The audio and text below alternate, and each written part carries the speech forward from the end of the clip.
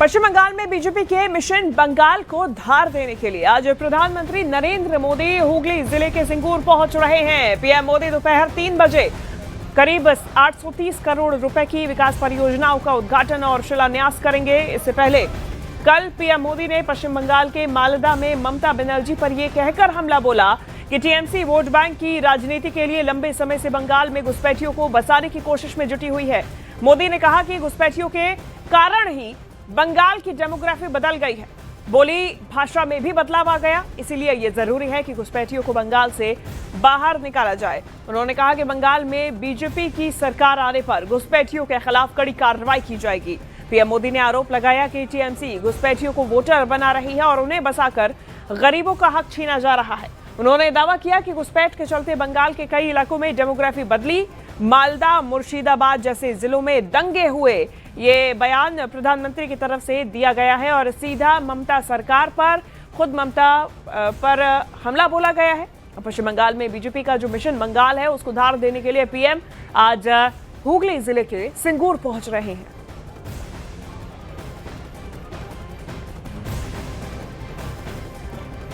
तैयारी पूरी हो चुकी है और प्रधानमंत्री का ये दौरा बेहद महत्वपूर्ण माना जा रहा है। लगातार घुसपैठ का मुद्दा बीजेपी की तरफ से उठाया जा रहा है।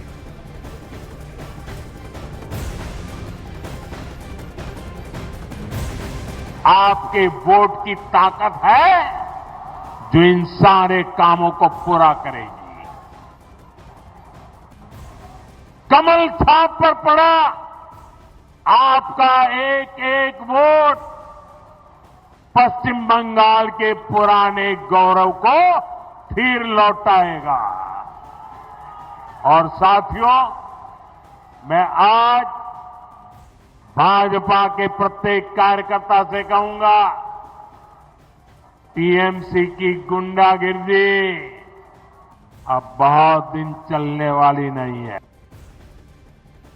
नेता टीएमसी का सिंडिकेट सालों से यहां घुसपैठियों को बसाने, उन्हें वोटर बनाने का खेल खेल रहा है। जो घुसपैठिए हैं वो गरीब का हक छीनते हैं, नौजवानों का काम छीनते हैं, बहनों बेटियों पर अत्याचार करते हैं और देश में आतंक और अन्य अपराधों को बढ़ावा दे रहे हैं। और पीएम मोदी ने दावा किया कि इस चुनाव में टीएमसी की विदाई तय है। साथ ही बीजेपी सरकार आने का भी दावा किया।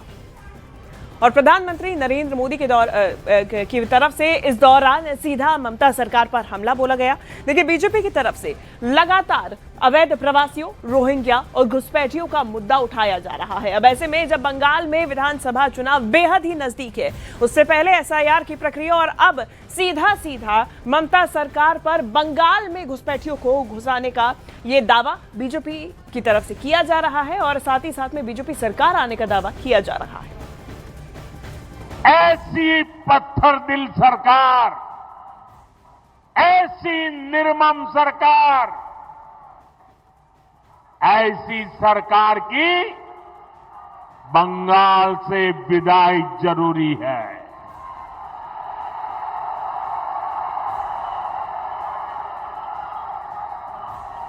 ये सरकार जानी चाहिए कि नहीं जानी चाहिए? ये निर्मम सरकार जानी चाहिए कि नहीं जानी चाहिए? यहां की टीएमसी सरकार बहुत ही निर्दयी है, बहुत ही निर्मम है। केंद्र सरकार गरीबों के लिए जो पैसा बेचती है, उस पैसे को यहां टीएमसी के लोग लूट लेते हैं। टीएमसी के लोग बंगाल के मेरे गरीब भाई बहनों के दुश्मन बने हुए हैं, उन्हें आपकी तकलीफ की कोई चिंता नहीं है। वो तो अपनी तिजोरियां भरने में जुटे हुए हैं। और इस दौरान पीएम मोदी ने महिला पत्रकार के साथ अभद्रता का मुद्दा भी उठाया, जो कि बीते दिन बंगाल में सामने आया था। इसके बाद पीएम की तरफ से इस पर बयान दिया गया। कल ही देखा है, एक महिला पत्रकार के साथ टीएमसी के गुंडों ने कितनी अभद्रता की है। टीएमसी के राज में स्कूल, कॉलेज और यूनिवर्सिटी में भी बेटियां सुरक्षित नहीं है। यहां शासन प्रशासन में निर्ममता ऐसी है कि बेटियों की कोई सुनवाई नहीं होती। पीड़ितों को बात बात पर कोर्ट जाना पड़ता है।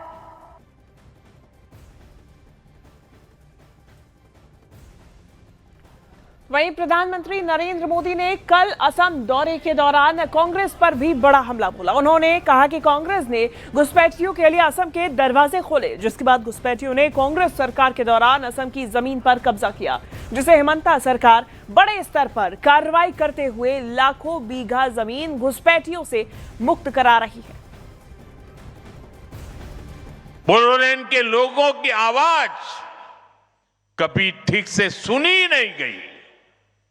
जब जरूरत अपने लोगों के जख्म भरने की थी, जब जरूरत असम के लोगों की सेवा करने की थी, कांग्रेस तब घुसपैठियों के लिए असम के दरवाजे खोलकर उनकी आवाभगत में लगी रही। साथियों, कांग्रेस असम के लोगों को अपना नहीं मानती है। कांग्रेस के लोगों को विदेशी घुसपैठिए ज्यादा पसंद है, क्योंकि वो यहां आकर कांग्रेस का कट्टर वोट बैंक बन जाते हैं। इसलिए कांग्रेस के राज में विदेशी घुसपैठिए आते रहे, असम की लाखों बीघा जमीन पर कब्जा करते रहे और कांग्रेस सरकार उनकी मदद करती रही। मुझे खुशी है कि आज हेमंता जी की सरकार असम के लोगों के हक की लाखों बीघा जमीन को घुसपैठियों से मुक्त करवा रही है। आप सब जानते हैं, असम का सम्मान किस पार्टी के लोगों को अच्छा नहीं लगता? जवाब एक ही है, कांग्रेस पार्टी। आज भी मैं जब असम की संस्कृति से जुड़ी कोई चीज पहनता हूं, अगर गमोछा अगर मेरे साथ होता है, तो कौन सी पार्टी असम का मजाक उड़ाती है? कांग्रेस पार्टी। भाइयों बहनों, असम और बोडोलैंड क्षेत्र इतने दशकों तक मुख्य धारा से कटा रहा। इसकी जिम्मेदार केवल और केवल कांग्रेस ही है।